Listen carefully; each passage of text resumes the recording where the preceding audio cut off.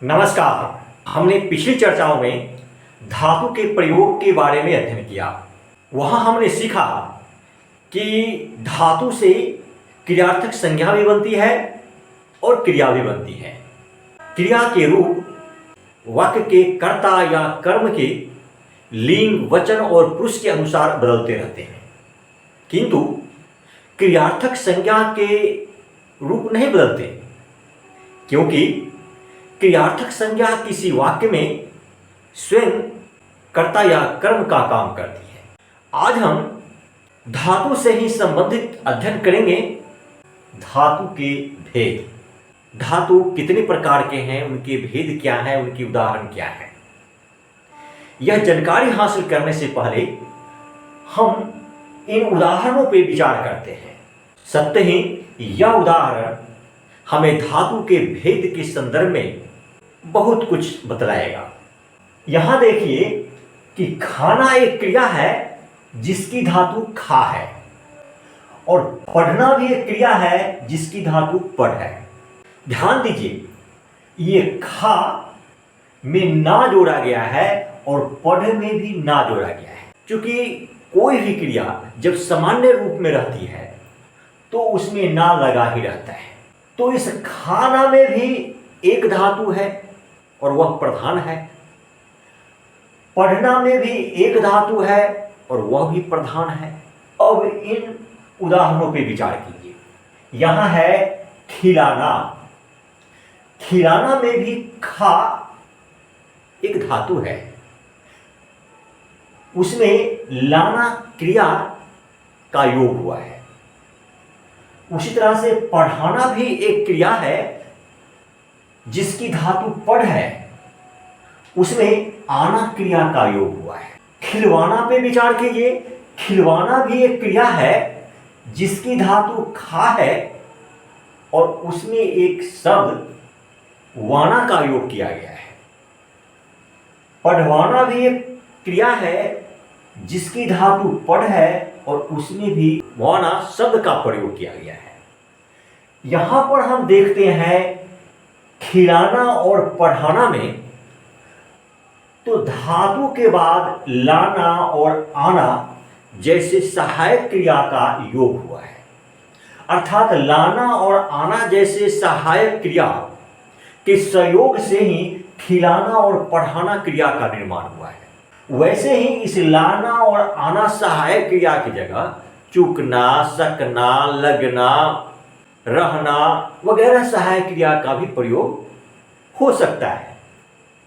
किंतु अब इस खिलवाना और पढ़वाना पर ध्यान दीजिए कि खा धातु में वाना शब्द का प्रयोग किया गया है और पढ़ धातु में भी वाना शब्द का प्रयोग किया गया है। यहां पर वाना जो है यह क्रिया नहीं है, यह सहायक क्रिया नहीं है, जिस तरह की लाना और आना सहायक क्रिया। स्पष्ट है कि कुछ धातुएं बगैर किसी सहायक क्रिया के योग या सहयोग के बने होते हैं, और कुछ धातुएं ऐसे हैं जिसमें लाना, आना, सकना, लगना जैसे सहायक क्रिया के योग से क्रियाएं बनती है, और कुछ धातु ऐसे हैं जिनमें वाना जैसे प्रत्यय के योग से क्रियाओं का निर्माण होता है। तो इस तरह से हम ये देखते हैं कि यहां पर धातु से ही क्रिया का निर्माण हुआ है, अर्थात व्युत्पत्ति हुई है। तो इस प्रकार धातु में जो बनावट हुई है, व्युत्पत्ति हुई है, उसी की दृष्टि से यदि हम धातु के भेद पर विचार करें तो धातु के भेद दो प्रकार के होते हैं। वही मैंने लिखा है, व्युत्पत्ति अथवा बनावट की दृष्टि से धातु के दो भेद हैं। एक है मूल धातु और दूसरा है यौगिक धातु। क्योंकि ऊपर हमने उदाहरण में देखा था कि प्रधान धातु में सहायक क्रिया या प्रत्यय का प्रयोग नहीं किया जाता है, वहां धातु ही मुख्य होती है, प्रधान होती है, और उसी प्रधान या मुख्य को दूसरे शब्द में मूल भी कहते हैं। अर्थात मूल धातु जो धातु बगैर किसी अन्य शब्द के योग या सहयोग के बने उसे मूल धातु कहते हैं। जैसे खाना किसी भी क्रिया के समान रूप में ना लगा ही रहता है, इसीलिए इस ना पे तो विचार नहीं करना है, हम इस खाना पे विचार करते हैं। तो खा जो है धातु है, अर्थात इस खाना का मूल है खा धातु, इस पीना का मूल है पी धातु, पढ़ना का मूल है पढ़ धातु, दौड़ना का मूल है दौड़ धातु, जागना का मूल है जाग, वगैरह वगैरह।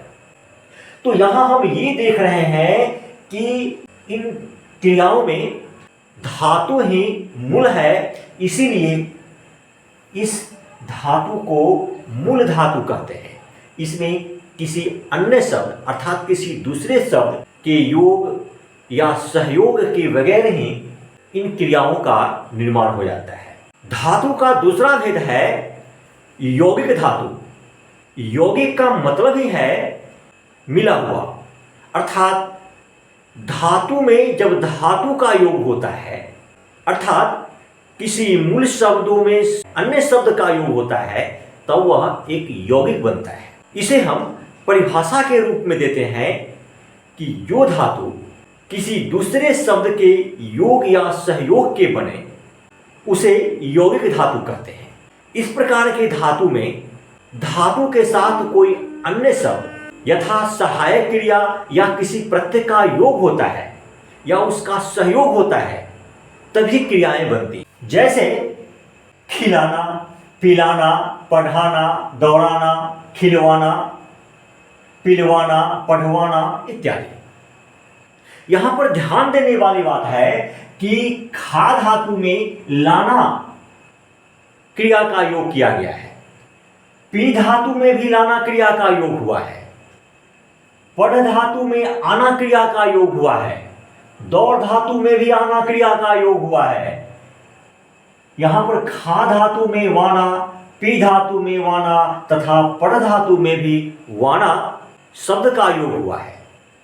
यहां पर ध्यान देने वाली बात यह भी है कि इसमें लाना और आना जैसी सहायक क्रिया का प्रयोग किया गया है, जबकि इन क्रियाओं में वाना जैसे प्रत्यय का योग किया गया है। कहने का तात्पर्य यह हुआ कि यौगिक धातु में सहायक क्रिया या किसी प्रत्यय का योग या सहयोग होता है और तब उससे क्रियाएं बनती है। वही बात मैंने ध्यातव्य में दिया है कि यौगिक धातु में किसी दूसरे शब्दों का योग होता है और वह शब्द स्वयं क्रिया होती है या प्रत्यय। इसे हम संक्षिप्त रूप में इस प्रकार भी लिख सकते हैं या याद कर सकते हैं कि यौगिक धातु बराबर है धातु प्लस धातु। जो अंतिम धातु है वह सहायक क्रिया या प्रत्यय हो सकते हैं। धन्यवाद।